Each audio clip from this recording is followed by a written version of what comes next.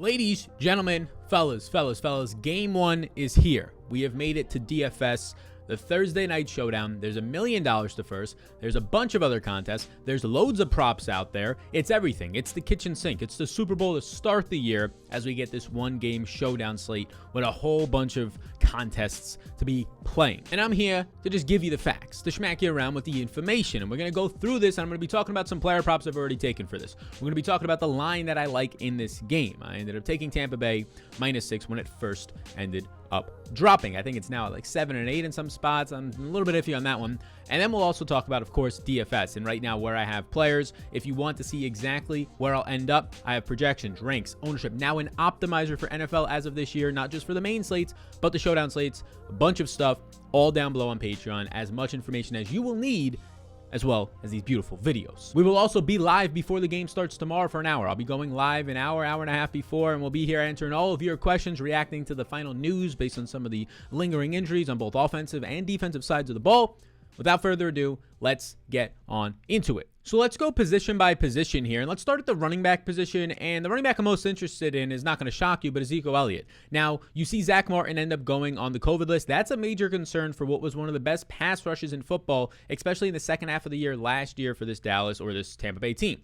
And now Dallas is going out there with definitely a healthier offensive line, but still La'el Collins dealing with injuries. Now Martin going to miss this game. That has to be accounted for. If you're choosing a running back, though, it is Zeke just by process of elimination. When Dak was healthy last year, Zeke finished top 3 in fantasy points per game, and he was number 2 on the entire year, number 1 when Dak was healthy in routes run. I mean, that has to do with also a bad defense, which really is still going to be bad. And when you're facing this type of an offense as touchdown plus underdogs, I expect a lot of routes run for Zeke. So you can see his props at 3, his overall receiving yards at about 20 points. I mean, that's a 5-point projection just based on his player props, not even counting what else he can do after the catch and also touchdown upside in the receiving game. So there's a lot of just built-in floor here in this matchup for Zeke, but the matchup on the ground is clearly tough. The receiving, though, props it up. If I was to choose a running back, it would definitely be Zeke. Now, the other running backs, I mean, they're in play because it's a showdown slate and there's a lot of money to first place. So Tony Pollard's in play, but don't get it twisted. Zeke is one of the highest opportunity share running backs in the NFL. Some people might think Tony Pollard is better than him. Some people might really like Tony Pollard, but this is not a split backfield. No, it's not a 50-50 backfield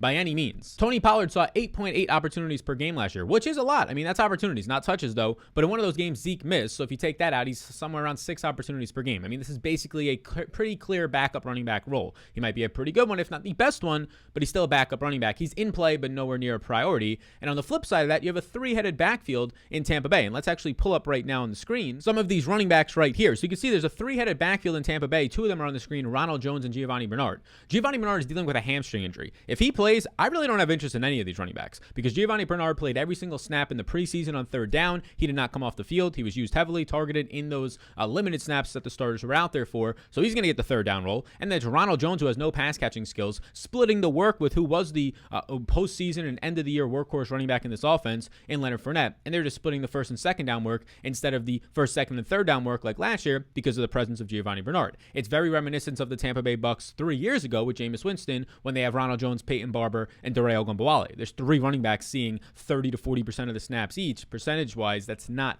great. Now, if Giovanni Bernard misses, it does push Ronald Jones back into play for me because I do think it'll be just a 50-50 split. Fournette gets a lot of third down usage, but Ronald Jones, because of the price point on DFS, is only $5,000. So if Giovanni Bernard is in, really no interest in any of them, to be honest with you. I mean, they're in play just because they'll be on the field for 30%, 35% of the snaps each. They can just end up in the end zone, but otherwise not that interested. You're basically looking at a touchdown or bust for Ronald Jones, and at Leonard Fournette's price point, you're probably going to need somewhere around 4 to 5 receptions and maybe even a touchdown to pay off a $7,000 price tag when there's just so many damn good receivers, 6 of them on this slate that are likely going to see more opportunity and have higher ceilings built in. So that's basically a recap of the running backs. In general, on kickers, I'm not really interested in them. I don't know if I'll exclude them yet. I probably will. Higher scoring games, believe it or not, that's not when you want to target kickers. On a showdown slate, you might think, oh, but they're going to score 8 fantasy points because of a couple extra points and they're going to move the ball more. No, those 8 fantasy points are not as worth it. They would be worth it if it was a 6-3 game because in higher scoring games, more players are scoring touchdowns. There's more overall yardage typically, more receptions and all that stuff means just higher overall scores,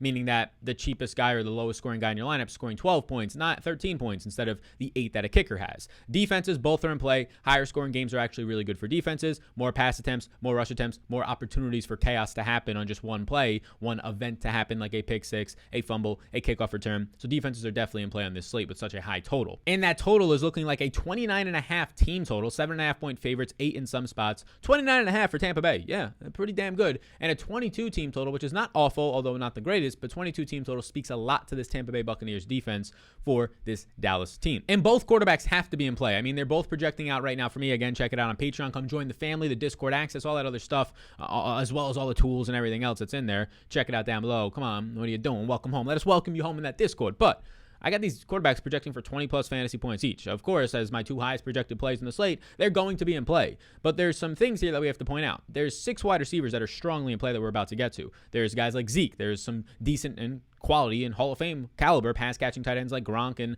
the other side of this one on this slate. So for the quarterbacks to pay off, they kind of have to hit that 20 plus points. If they're dealing with a 16, 17 point game, it's not as great. And now Dak has some mobile upside, and Tom Brady has none. So for the most part, you're not getting the cheat code or at least elite upside of the mobile quarterbacks here, and Dak has that brutal matchup. So there is some concerns here because of their price point. That's the main thing, right? Like for an $11,000 plus quarterback to pay off for you, especially in the captain spot, really not interested in Brady there, but for it to pay off for you, you have to get the 20 points. Without mobile upside, it becomes harder to do so. Yes, a strong matchup, but you have to get the 20 to probably 24 points out of Tom Brady for that to pay off in your lineups with so many good players in a high total game. Out of Dak Prescott, the exact same thing. Now he's a little bit cheaper, as you can see, and we'll pull it up right now, the quarterbacks. Dak Prescott's a little bit cheaper with the $800 difference. He also has the mobile upside. I actually prefer Dak Prescott in this game, even though he has a 7-point less implied total. Likely means more pass attempts. Likely means closer to 40 pass attempts. Look, if they're only projected to score 3 touchdowns in this game, that's completely fine with me. If Dak's going for 30 yards on the ground, if he's going for 300 plus in the air, and again, this is a tough matchup, but I will take the price discount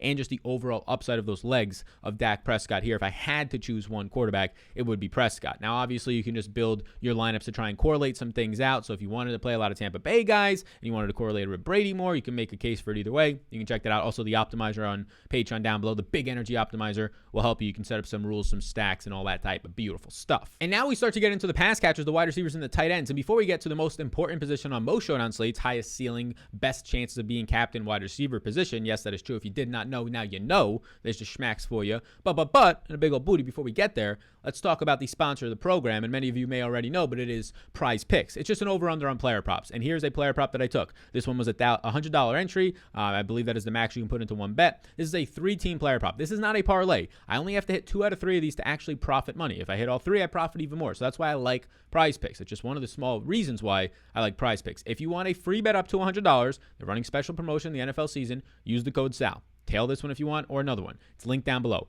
I took Dak over 20.5 fantasy points. I have him over that number by about 2 fantasy points. I took Antonio Brown over 11.5 fantasy points, as you can see right here. And we're about to talk about him and the other receivers on this slate. I have him over that number by about 3 fantasy points. And then the third and final one is Leonard Fournette, who, as I talked about, I didn't really even talk about Fournette. I'm not that interested in Fournette because he's $7,000 in this slate. If Gio is out, it makes it a little bit more appealing to at least think that he's in play. But for the most part, he's overpriced. He's overpriced for what his role is going to be. He will be touchdown or bust. But that doesn't mean I don't like him at a 7 fantasy point over-under. I mean, I don't like him because I don't think he's going to score 12 to 14. But if I have right now Fournette projecting out for about 9.5 fantasy points, this is a damn good over. So again, if you want to tail these right now while you still can, while these numbers are where they're at. There's a bunch of other props that we're definitely going to be talking about in the Discord. We're definitely going to be taking more in the Discord. We'll be talking about more as well on the live stream. But this is just a nice starter from the best fantasy props that I saw on Prize Picks. Again, use that code SAL. It's very simple. SAL. It is linked down below to get you $Rooskies for free up to $100 limited time offer. Check it out.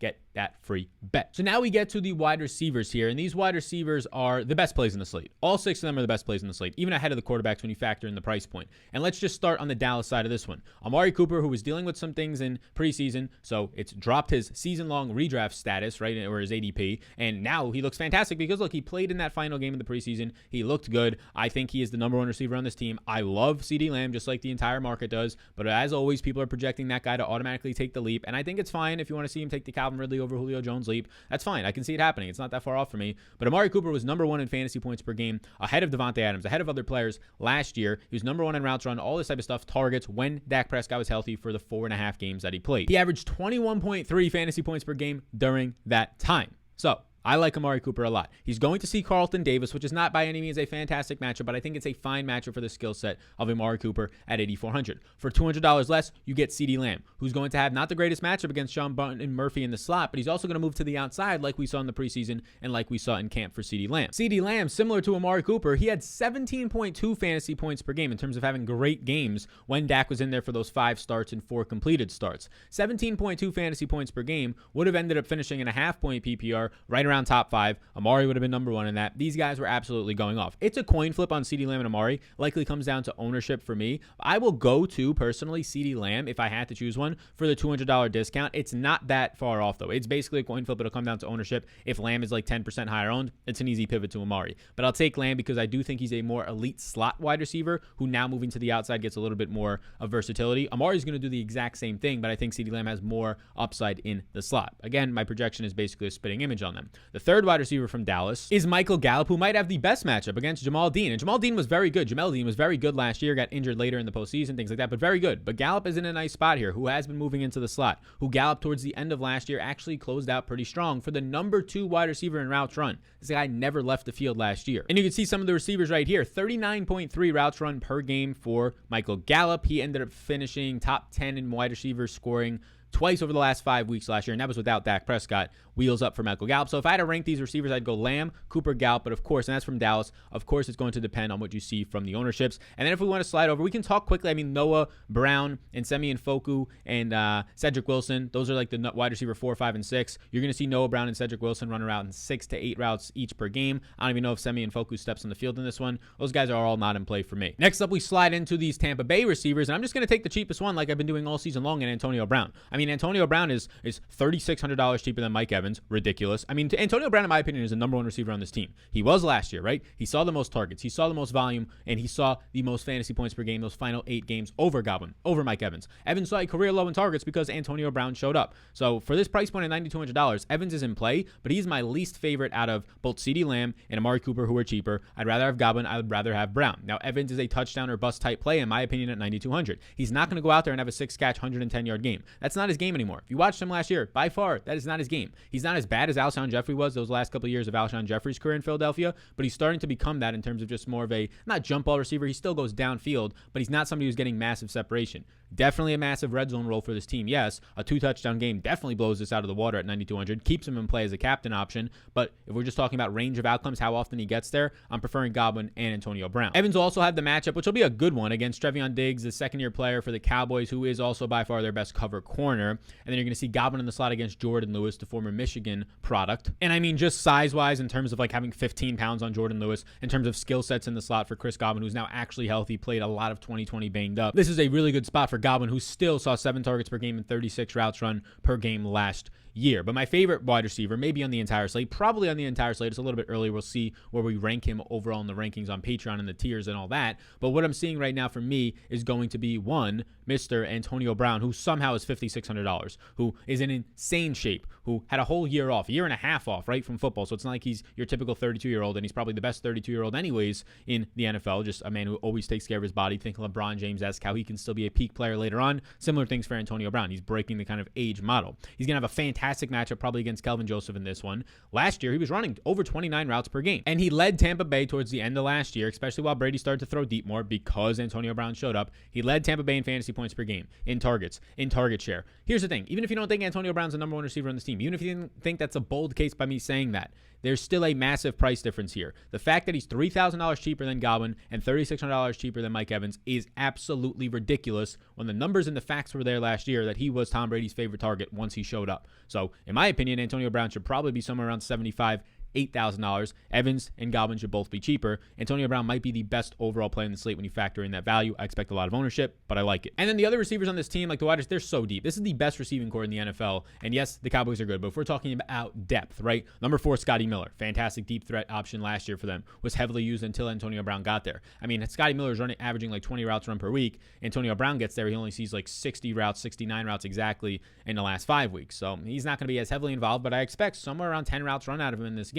Tyler Johnson, who filled in for Chris Godwin when he was hurt early on last year. Tyler Johnson looked good as a rookie last year, got run in the playoffs as well. Not really expecting him to take the field. Jalen Darden, their rookie this year, looked solid in preseason. Overall, fantastic elite weapon out of a small school in college. Don't really expect much. So it's mainly the three guys. Expect some routes from Scotty Miller, but I'm not that interested. And now that leaves us with one position that is not that enticing, to be honest with you, at tight end because of how good the wide receivers are on this slate. And here's the thing with tight end. Like Gronk, yeah, Gronk's on the slate, but keep in mind that O.J. Howard only played 4 games last year. O.J. Howard, after those 4 games, he got hurt. He was done for the season. Rob Gronkowski, the first 2 weeks of the year, was only running like 18 routes a week instead of the 25 to 30 that he started running towards the end of the year. So O.J. Howard being back there, I think they're going to run O.J. Howard a good amount. I don't know how much that impacts Gronk, but just like last year, I think they're going to ramp Gronk up. I mean, Gronk, 32-year-old tight end at this point. He got ramped up last year heading into the postseason. Obviously had the 2-touchdown game in the Super Bowl, which is massive for them. Keep him fresh. So I do like Gronk. I'm starting him in my home league mainly as of right now. So you have to try to find where is the value. Do I go to Rob Gronkowski or do I go to O.J. Howard, who if I'll pull it up right now with some of these tight ends right here, you can see some of them, the Dallas and the Tampa Bay ones. O.J. Howard is the tight end 2 now. It's not Cameron Brate anymore. Cameron Brate barely even saw the field. He saw 2 targets on 7 routes in 4 games when he was a tight end 3 last year behind O.J. Howard. So he's not in play for me. But O.J. Howard is in play. I mean, he averaged 15 routes run and 5 targets per game in the 4 games that he's played last year. He played 4 games last year, and he saw 5 targets per game. I mean, that's pretty damn good value at $2,200. Even if you don't see 5. If you see 4 targets in this Tampa Bay offense, and maybe 1 or 2 of them is a red zone target at just $2,200, it's pretty hard, especially at what should be lower ownership. It's hard to find that type of opportunity and upside. So for a $3,200 savings, yeah, I do think Gronk probably runs more routes. But if Gronk is running 20 routes and O.J. Howard is running 15 and you're saving $3,200 and likely a lot of ownership percentage, I would prefer, based on value, not projection, based on value, Mr. O.J. Howard as of now over Rob Gronkowski. And then when it comes to Dallas, it's a coin flip. I mean, Dalton Schultz is $600 cheaper. I have Blake Jarwin projecting out a little bit higher. Jarwin did get to run some routes in that final game of the preseason. He ran 13 routes in 2 games. But last year, he only ran 17 routes before tearing his ACL and missing the entire season. And he took a pretty long time to rehab at that, as you probably should, and he didn't really get any run up until about 2 weeks ago when he started to practice again, 2 to 3 weeks ago. So Blake Jarwin's a big question mark. Dalton Schultz was fantastic last year. I mean, Dalton Schultz was a top 10 tight end last year. He saw 5.6 targets per game, 89 targets on the season. He finished as a tight end 1. He was a strong blocker, which let him stay on the field for the 3rd highest snap share in the NFL last year. Jarwin's probably more athletic, but I say Dalton Schultz is overall more well-rounded when you take into account his blocking potential and upside and what he can do when he's on the field. So I don't know what the split's going to be. I do think Blake Jarwin's still a starting tight end, but it's pretty hard to just say that Dalton Schultz is not going to be involved after being one of the best top 10 tight ends in the league last year, in my opinion. So those guys just look like an absolute clean split. If you want to just take the discount on Dalton Schultz at $600, sure, go for it. I do think he runs less routes. I think both these guys probably run 15 to 20 plus routes. The ceiling play would be in Blake Jarwin. The savings and lower ownership play would be in Dalton Schultz. I'm not interested in Cameron Brate at that point. There's no other Dallas Cowboys that I'm even considering at the tight end position. And that's about it. I mean, if you wanted to talk about any other players, like I said, Giovanni Bernard at $2,000 probably will run 12 to 14 routes in this game if he plays. Don't expect him to really see any carries, though. So you probably get Giovanni Bernard seeing 3, maybe 4 targets in this game. That could be like a 2 to 3 catch game for 25 yards. Is that great? No. Is that cheap, though, for the price with upside of maybe scoring a touchdown? Sure, of course, he's in play, but he's not a smash by any means. So that's kind of where I'm at. Like, we discussed every single player that I think is potentially in play. The defense is the kickers.